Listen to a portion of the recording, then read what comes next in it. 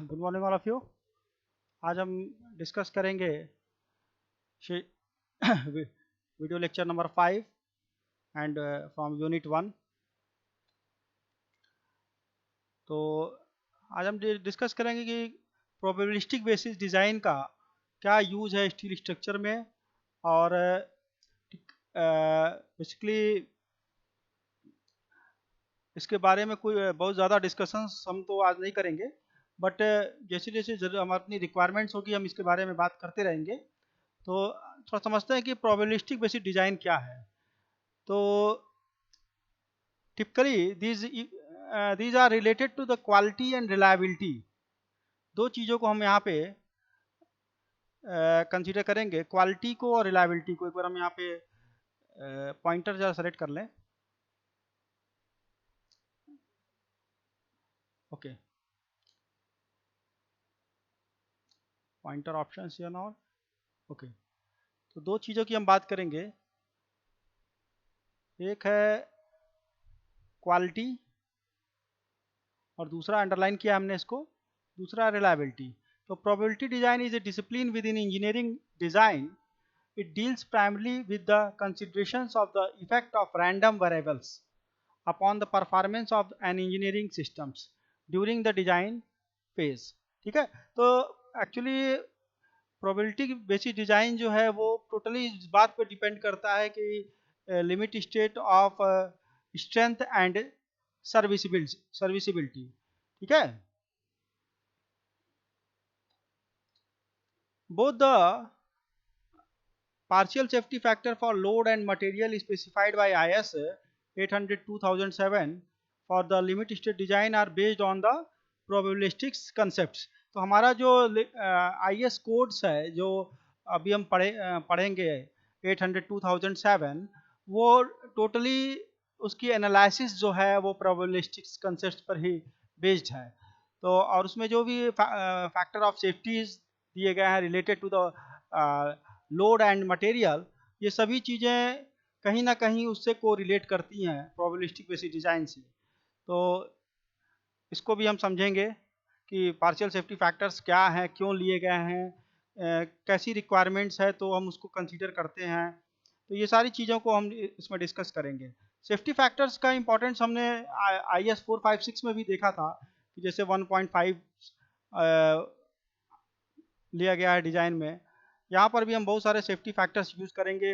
अलग अलग मटेरियल्स के लिए अलग अलग फैक्टर ऑफ सेफ्टी है, अलग अलग लोड्स के लिए फैक्टर ऑफ सेफ्टी अलग अलग है। ठीक है, और वो फैक्टर ऑफ सेफ्टी कहीं ना कहीं पे based on the design and experience, ठीक है, एंड द रिसर्च बेसिस। तो जैसे इंजीनियरिंग फील्ड में क्या होता है कि रिसर्च, नए नए रिसर्च होते रहते हैं और उस रिसर्च के बेसिस पर हम जो है सेफ्टी फैक्टर्स डिसाइड करते हैं। ओके, तो देखिए यहाँ पे हमने कुछ चीज़ें आपको दिखाया है कि मोस्ट इंजीनियरिंग वेरिएबल्स में B realistically described by defining statistics such as mean value and standard deviation. For example, the cross-sectional area of a tension member may be described by a mean value and a measure of variations about the mean called the standard deviations. The representations sigma and mu is known as the moment or a couple. This forms the basis for the level 2 reliability method, also known as a first order second moment reliability method for structure safety. For safety of the structure, IS 800-2007 makes use of partial safety factor based on probabilistic approach with approximation. There are two models, one for limit state of strength and other for limit state of serviceability are described as follow। तो देखिए अभी हमने वही हम अभी आपको हम बता रहे थे कि limit state of strength and limit state of serviceability, ये दो चीज़ें बहुत ही इंपॉर्टेंट हैं। और ये चीज़ें हमने अपने प्रीवियस वीडियोस में डिस्कस भी किया है कि ये क्या होता है। ठीक है, और इंजीनियरिंग में प्रोबेबिलिटीज़ का बहुत बड़ा इंपॉर्टेंट है। ठीक है, जैसे आप पढ़े होंगे क्लास 9-10 में कि स्टैंडर्ड डेविएशंस क्या है, मीन वैल्यूज़ क्या है।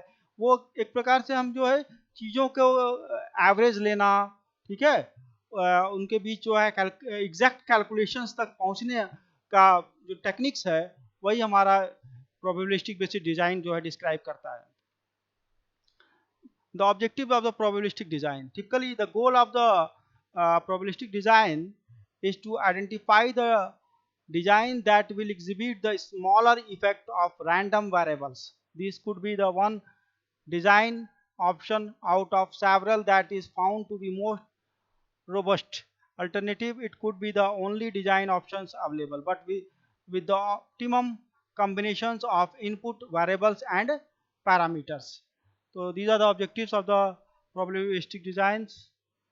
To know the difference between the probabilistic and the deterministic model, we should know about what is model.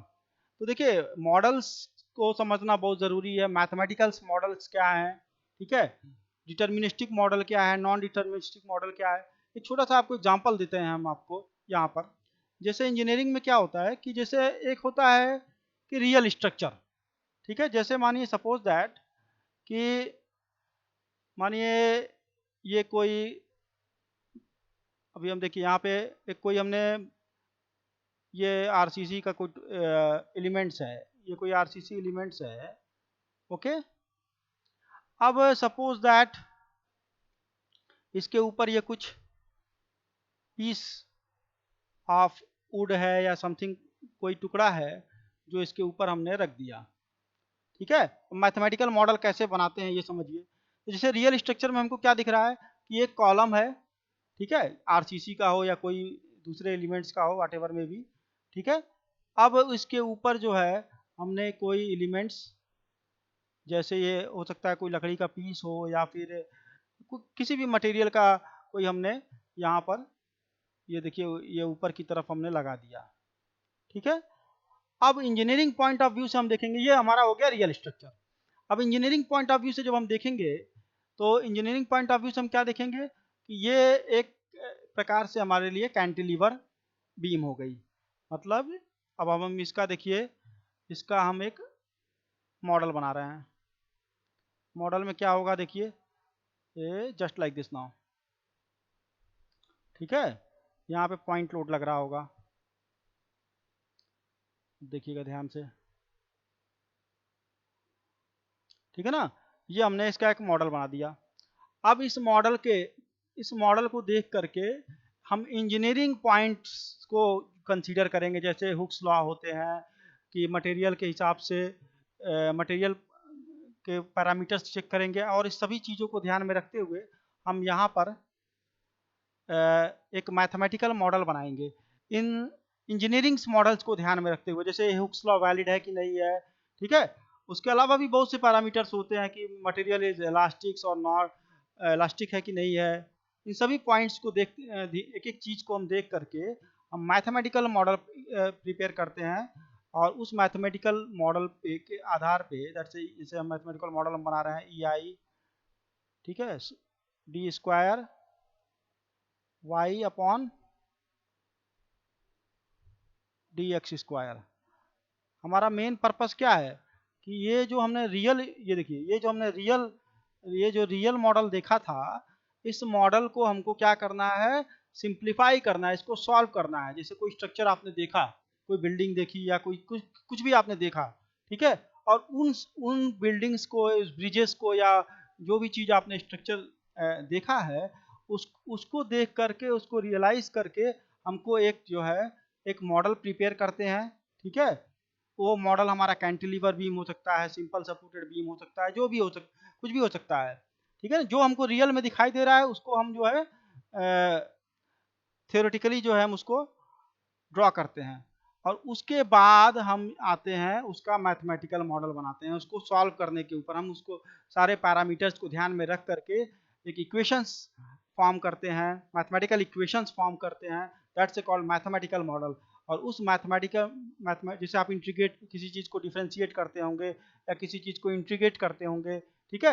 ये सब चीज़ें इन्हीं सब बातों पर डिपेंड करती है कि वो रियल स्ट्रक्चर कैसा है, ठीक है, वहाँ पे हुक्स लॉ वैलिड है नहीं है, और भी दूसरे पैरामीटर्स कौन कौन से हैं जो वैलिड हैं, ठीक है, वो इलास्टिक्स है कि नहीं इलास्टिक है, क्या वहाँ कौन सी कंडीशंस हमारी वहाँ पे काम कर रही है, वो कैंटिलीवर है, सिंपल सपोर्टेड है, या और भी बहुत सारे पैरामीटर्स हो सकते हैं. उन सारे पैरामीटर्स को ध्यान में रखते हुए हम ये एक्सप्रेशन प्रिपेयर करते हैं. ओके, चलिए आज हम लोग कुछ प्रॉब्लम्स को डिस्कस करेंगे। और सबसे पहले जो है देखिए एग्जांपल हमने लिया है और ये प्रॉब्लम हमने स्ट्रेस स्ट्रेंस को कंसीडर करते हुए लिया है। That's a problem from S K Duggal. 100 mm long, so 100 mm long steel bar having a square cross section of 20 mm is pulled in tension with a load of 90 kilonewton। ठीक है, तो 100 mm लंबी क्या है, एक स्टील की बार है, ठीक है, जिसका क्रॉस सेक्शन जो है 20 mm का है और जिस पर हम 90 किलो न्यूटन का लोड लगा करके उसको खींच रहे हैं। It experience an elongation of 0.1 mm। तो क्या हो रहा है, वो 0.10 mm के इलॉन्गनेशन के साथ वो एक्सपीरियंस कर रहा है इलॉन्गनेशन 0.10 mm का। ठीक है, assuming that the deformation is entirely elastics. तो ऐसा एज्यूम करना है कि जो डिफॉर्मेशन है वो परफेक्टली इलास्टिक्स है। Determine the modulus of elasticity of steel. देखिए आपको हमने एक दिन बताया था, आपको याद होगा कि जब हम स्ट्रेस स्ट्रेन कर्व प्लॉट करते हैं, ठीक है, तो पहले जो सबसे पहला पॉइंट आता है उसको हम बोलते हैं that's a point is limit of proportionality, इस पॉइंट को। उसके बाद कर्व थोड़ा सा स्लाइटली कर्व हो जाता है बट इस पॉइंट पर, ठीक है, ये पॉइंट को हम बोलते हैं पहला वाले को पी, स्मॉल पी से डिनोट करते हैं, that's a point of proportionality. दूसरा पॉइंट आता है अमाउंट को, जिसको हम इलास्टिक पॉइंट बोलते हैं। इस पॉइंट पर भी मटेरियल क्या होता है, फुली इलास्टिक बिहेवियर शो करता है, यानी कि अगर मटेरियल से अगर हम लोड को रिमूव कर लें तो वो अपनी ओरिजिनल पोजीशंस को गेन कर लेगा, दैट्स ए पॉइंट ई। ठीक है ना। अब उसके बाद जो है हमारा अपर यील्ड पॉइंट और लोअर यील्ड पॉइंट आता है। अभी हमको उसकी बात नहीं करना, हम पॉइंट ई तक जा रहे हैं और that's a point E is called modulus of elasticity of the steel. तो अब देखिए लेंथ ऑफ द स्पेसिमैन हमको दिया हुआ है, एल की value 100 mm, area of specimen दिया हुआ है 20 × 20 400 mm। ठीक है, जो हम लोड लगा रहे हैं that's A P 90 kilo Newton का लोड है, 9 × 10⁻³ न्यूटन में कन्वर्ट कर दिया हमने। इलॉन्गनेशन दिया है 0.10। ठीक है, अब देखिए स्ट्रेस जो होता है दैट्स ए कॉल्ड सिग्मा, से भी हम डिनोट करते हैं, sigma is equal to force upon area. आप पढ़े होंगे कहाँ पर, इसको आप स्ट्रेंथ ऑफ मटेरियल में भी पढ़े होंगे। स्ट्रेस स्ट्रेन कर्व जब आपने पढ़ा होगा तो stress sigma is equal to force upon area. यहाँ पर सिग्मा से भी डिनोट करते हैं या स्मॉल एफ से भी डिनोट करते हैं, जैसा आप चाहें। तो P बाई ए, ठीक है ना। ए चूंकि आपको हमने बता दिया 20 × 20 400 mm स्क्वायर, आप यहाँ फाइंड आउट कर लेंगे। तो स्ट्रेस की वैल्यू आ जाएगी हमारी 225 Newton per mm, 225 Newton per mm square. और स्ट्रेन क्या होता है, स्ट्रेन दैट्स स्मॉल ई से भी डिनोट करते हैं, आप चाहें तो स्मॉल ई से भी डिनोट कर सकते हैं। स्ट्रेन है डेल्टा एल बाई एल। ठीक है, तो अब स्ट्रेन जो आ जाएगा डेल्टा एल की वैल्यू आ जाएगा 0.10। ठीक है, एंड ओरिजिनल लेंथ जो है हमारी वो कितनी है 100 mm। प्रॉब्लम में गिवन है तो 0.1 डिवाइड बाई 100 दैट्स 1 × 10⁻³ ओके। अब आता है मॉडुलस ऑफ इलास्टिसिटी ई। तो stress upon strain is called Young modulus, modulus of elasticity that's E is equal to, हमने कैलकुलेट कर दिया यहाँ पे, तो वो आ गया 2.25 × 10⁵ न्यूटन पर mm स्क्वायर। यही हमको फाइंड आउट करना था कि मॉडुलस ऑफ इलास्टिसिटी क्या होगा। तो एक बार प्रॉब्लम्स को हम फिर से आपको बताएंगे कि क्या हो रहा है कि जैसे इसमें एक 100 mm का स्टील की रॉड है। इस प्रॉब्लम से आप एक चीज़ और क्लियर हो जाएगा आपको कि स्ट्रेस स्ट्रेन कर्व जो है वो क्या हो रहा है, कैसे काम कर रहा है। जैसे हमने 100 mm की एक रॉड ले लिया जिसका क्रॉस सेक्शनल एरिया जो है 20 mm का है। अब जैसे ही उस रॉड के ऊपर हम टेंसाइल फोर्स लगाएंगे तो अब बट ऑब्वियस है कि जैसे इसको हम खींचेंगे तो उसके अंदर क्या होगा, मटेरियल के अंदर इलांगनेशन होगा। ठीक है, ध्यान दीजिएगा यहाँ पर एक बार फिर से मेरी बातों को बहुत बहुत ही क्लियर कट मैं आपको यहाँ पे बता रहा हूँ कि देखिए जैसे ये स्ट्रेस स्ट्रेन कर्व है, ठीक है। अब देखिए यहाँ पर एक्स एक्सिस पर और वाई एक्सिस पर, ठीक है, तो यहाँ पर स्ट्रेन की वैल्यू है जैसे स्मॉल ई और यहाँ पे स्ट्रेस की वैल्यू है दैट्स सिग्मा। ठीक है, अब क्या होगा, जैसे जैसे आप लोड लगाएंगे यानी कि जैसे जैसे स्ट्रेस बढ़ता जाएगा, ठीक है ना, जैसे लोड लोड आप बढ़ाएंगे लोड बढ़ता जाएगा, तो जैसे जैसे लोड आप बढ़ाते जाएंगे क्या होगा कि मटेरियल के अंदर सबसे पहले पॉइंट पी जो हमने आपको यहाँ दिखाया है वो पॉइंट पी यहाँ पर आपको मिलेगा। इस पॉइंट पी पर मटेरियल के अंदर कोई भी इलांगनेशन नहीं होगा। ठीक है, यानी कि इस पॉइंट पर जैसे ही आप लोड को रिमूव करेंगे मटेरियल अपनी ओरिजिनल पोजीशंस में आ जाएगा।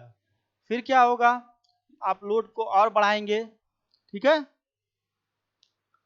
आप लोड को और बढ़ाएंगे, जैसे ही और बढ़ाएंगे मटेरियल के अंदर थोड़ा सा इलांगनेशन होगा, जैसा कि इसने बताया है कि यहाँ पे इलांगनेशन 0.10 mm का हुआ है। ठीक है, लेकिन इस पॉइंट पर भी थोड़ा सा इलांगनेशन हुआ है, बट यहाँ अब पी पॉइंट के बाद जो कर्व है वो कर्व जो क्या होगा, थोड़ा सा कर्व हो जाएगा, हल्का सा स्लाइटली जो है कर्व हो जाएगा, स्ट्रेट नहीं रहेगा। पी पॉइंट तक जो है stress is directly proportional to strain, और एक स्ट्रेट लाइन ये जो पोर्शन आप देख रहे हैं ये एकदम सीधा दिखाई देगा। देखिए यहाँ पर ये पी पॉइंट तक हमने यहाँ पर दिखाया ये एकदम ऐसे, ठीक है ना। लेकिन पी पॉइंट के बाद कर्व जो है थोड़ा सा कर्व हो जाएगा, स्लाइटली कर्व हो जाएगा, मटेरियल में थोड़ा सा इलांगनेशन होगा, लेकिन उस पॉइंट पर पॉइंट ई पर, ठीक है ना, पी के बाद जब पॉइंट ई आएगा तो ई पर भी जब आप लोड को रिमूव करेंगे तो मटेरियल अपनी ओरिजिनल पोजीशंस को गेन कर लेगा। ठीक है ना, मटेरियल का जो ओरिजिनल पोजीशन थी वो वहां पे गेन हो जाएगी, इस बात का एकदम अच्छे से आप याद रखिएगा। ठीक है, और उस पॉइंट ई को ही हम मॉडुलस ऑफ इलास्टिसिटी की टर्म में यूज करते हैं। अब देखिए फिर क्या हुआ है प्रॉब्लम में, 90 किलो न्यूटन का हम लोड लगा रहे हैं, 90 किलो न्यूटन से लोड पे 0.10 का का इलांगनेशन, बहुत स्लाइटली इलांगनेशन है। ठीक है, और प्रॉब्लम में ये भी आपको बता दिया गया है कि assuming that the deformation is entirely elastic, यानी कि पूरी तरह से जो डिफॉर्मेशन है वो इलास्टिक है, कोई भी प्लास्टिक बिहेवियर शो नहीं कर रहा है, इस बात का ध्यान रखिएगा। और determine the modulus of elasticity of the steel. चलिए, तो यहाँ पे हमने मॉडुलस ऑफ इलास्टिसिटी जो है फाइंड आउट कर लिया है। ओके, अब चलते हैं प्रॉब्लम नंबर 2 पर। दूसरी प्रॉब्लम देखिए, फॉर ए माइल्ड स्पेसिमेन, यहाँ पर भी एक माइल्ड स्पेसिमेन लिया गया है।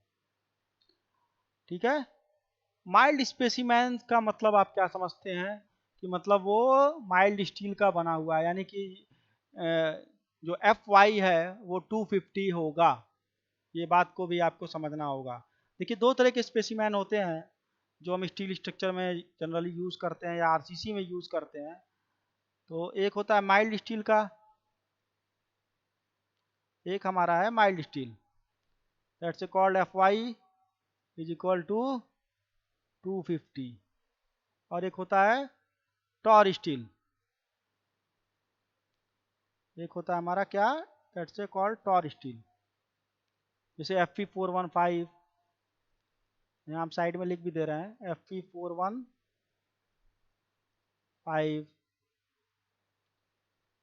Fe500, Fe500, ठीक है, Fe500। तो ये क्या है, टॉर स्टील है। टॉर स्टील में क्या होता है कि कार्बन का परसेंटेज ज़्यादा होता है, ठीक है, जब कार्बन का परसेंटेज ज़्यादा होगा तो उसकी डक्टिलिटी क्या होगी, डक्टिलिटी क्या होगी, कम होगी कि ज़्यादा होगी, कम होगी। उसकी डक्टिलिटी जो है, सॉरी, माइल्ड स्टील में डक्टिलिटी ये क्या होगी, डक्टिलिटी अच्छी होगी। ठीक है, क्योंकि कार्बन का परसेंटेज क्या होगा यहाँ पर, कम हो जाएगा। और वहीं टॉर स्टील में कार्बन का परसेंटेज जो है वो ज़्यादा होगा, और जब कार्बन का परसेंटेज ज़्यादा होगा तो उसकी डक्टिलिटी जो है कम हो जाएगी। ठीक है, वो अच्छा डक्टाइल बिहेवियर शो नहीं करेगा। माइल्ड स्टील जो है हमको अच्छी डक्टिलिटी देगा। ठीक है ना, इसकी ब्रिटलनेस जो है, टॉर टॉर में ब्रिटलनेस जो है बढ़ जाती है, ये याद रखिएगा, बहुत बहुत ही इंपॉर्टेंट पॉइंट है ये जो आपको हम बता रहे हैं। इसकी ब्रिटलनेस जो है, देखिए हमने बी से डिनोट किया है, ब्रिटलनेस जो है इसकी बढ़ेगी। यहाँ पे क्या है, ब्रिटलनेस जो है माइल्ड स्टील की कंडीशन में कम हो जाएगी। ठीक है, अब देखिए, for a mild steel specimen the following data is given. Modulus of elasticity is 2 × 10⁵ newton per mm square. Stress at which plastic deformation start is equal to now 250 newton per mm square. Stress at which plastic deformation start माने ये क्या है, 250, ये उसकी yield stress है। ठीक है, what is the maximum load at that may be applied to a mild steel bar of 20 mm diameter. 20 mm diameter दे दिया है, तो यहाँ से आप क्रॉस सेक्शनल एरिया भी फाइंड आउट कर सकते हैं। If the original specimen length is 125 mm, what is the maximum length to which it may be stretched without causing plastic deformation. तो अब प्रॉब्लम को एक बार थोड़ा सा समझ लीजिए, क्या कह रहा है। कह रहा है कि माइल्ड स्टील का स्पेसिमैन है जिसकी मॉडुलस ऑफ इलास्टिसिटी की वैल्यू हमको प्रॉब्लम में गिवन है 2 × 10⁵। वो तो आप वैसे आपको ये वैल्यू याद रखनी चाहिए कि जो माइल्ड स्टील स्पेसिमैन होते हैं उसकी वैल्यू कितनी होती है, 2 × 10⁵। ठीक है, और यील्ड स्ट्रेस जो है, क्योंकि माइल्ड स्टील है तो उसकी यील्ड स्ट्रेंथ कितनी होगी, 250 न्यूटन पर mm स्क्वायर। और यहाँ पर एक चीज़ और दिया हुआ है, 20 mm डायमीटर दिया है बार का। चलिए थोड़ा सा रफ वर्क हम समझ लेते हैं कि हमको निकालना क्या है, पी की वैल्यू निकालना है, हमको निकालना क्या है, पी। ठीक है, और पी क्या होता है, स्ट्रेस इनटू एरिया। एरिया आप कहाँ से फाइंड आउट कर सकते हैं, चूंकि दिया हुआ है 20 mm का स्पेसिमैन है, तो वहाँ से π/4, ये थोड़ा सा आपको हम रफ वर्क समझा रहे हैं, π/4 इंटू डी स्क्वायर आप करेंगे तो वहाँ से निकल जाएगा कि सर्कुलर बार होगी तो उसका एरिया जो है π/4 इंटू डी स्क्वायर। स्ट्रेस मतलब क्या हुआ, स्ट्रेस मतलब उसकी यील्ड स्ट्रेस जो प्रॉब्लम में गिवन है, दैट्स 250। ठीक है, प्रॉब्लम में गिवन है 250, तो यहाँ से आप निकाल सकते हैं। चलिए अब हम आते हैं प्रॉब्लम पर। प्रॉब्लम में सबसे पहले मॉडुलस ऑफ इलास्टिसिटी जो है गिवन है, यील्ड स्ट्रेस गिवन है 250, क्रॉस सेक्शनल एरिया भी हमने आपको बताया कि π/4 इंटू डी स्क्वायर आप निकाल लेंगे। तो maximum load that can be applied, कितना मैक्सिमम लोड हम अप्लाई कर सकते हैं, ये चीज़ आप यहाँ से क्लियर कर लिए। प्रॉब्लम में सबसे पहले यही पूछा है, what is the maximum load that may be applied to a mild steel bar, तो वो यहाँ से आप निकाल सकते हैं मैक्सिमम लोड कितना आ जाएगा, that's a stress into area. Okay, अब आ गया लेंथ ऑफ द स्पेसिमेन। ये स्पेसिमेन की लेंथ दिया है प्रॉब्लम में, तो स्ट्रेन क्या होगा, that's a small E is equal to delta L by L, ये भी फाइंड आउट हो गया। एंड ई की वैल्यू जो है मॉडुलस ऑफ इलास्टिसिटी, वो आप यहाँ से निकाल लेंगे, F Y upon stress upon strain, strain is nothing but delta L by L. तो ये आप फाइनली जो है डेल्टा एल की वैल्यू आप यहाँ से कैलकुलेट कर सकते हैं। Okay, thank you. Next video में हम जो है इस पर आगे देखेंगे। ठीक है,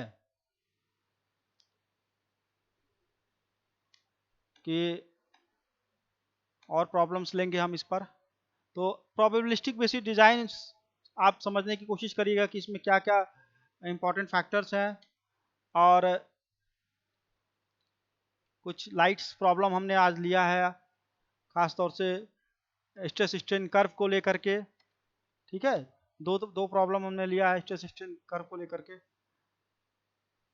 ओके, थैंक यू।